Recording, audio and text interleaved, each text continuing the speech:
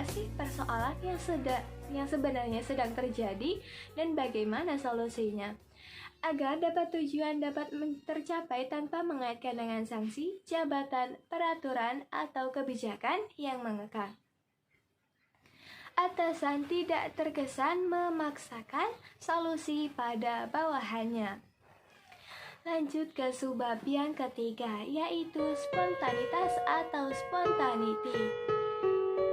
Dalam spontanitas ini, pembicara berbicara secara spontan dan terus terang dengan bahasa yang lugas dan langsung keluar dari hati tanpa tipu muslihat, tanpa kiat atau dibuat-buat, seperti menggunakan bahasa yang formal atau bahasa-bahasa yang berlebihan sebagai siasat untuk melumpuhkan hati pendengar. Lanjut ke subbab yang keempat, yaitu empati atau empati. Dalam empati ini dianggap menunjukkan rasa peduli dan pengertian atas pengertian bawahan yang baik bahasa yang verbal maupun non verbal.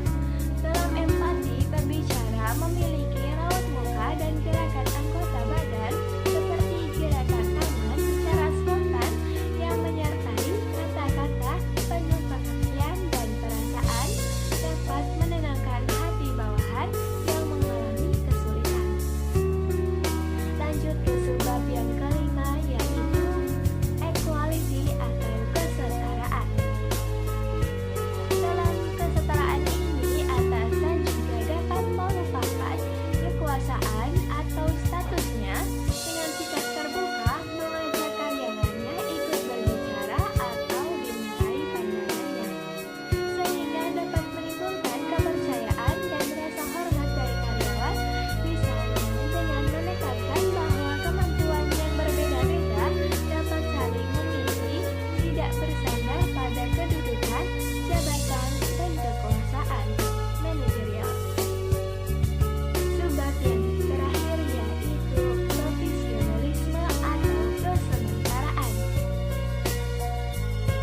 Meskipun atasan sudah bekerja keras dalam profesionalisme, hal ini menunjukkan bahwa ide atau keputusannya masih bersifat sementara, masih membutuhkan percobaan, dan masih membutuhkan penyempurnaan, serta ia masih mencari masukan dan usulan untuk perbaikan.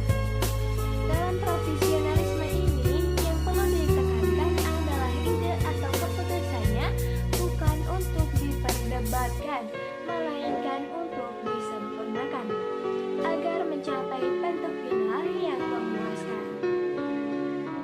Singkatnya, gaya komunikasi manajer dapat dianggap negatif sebagai ancaman atau ditanggapi dengan penolakan dan perlawanan, atau dipandang positif sebagai dukungan dan ditanggapi dengan penerimaan oleh bawahan. Sekian penjelasan dari saya, kurangnya mohon maaf. Wabillahi taufiq wal hidayah, wal afu minkum. Wassalamualaikum warahmatullahi wabarakatuh.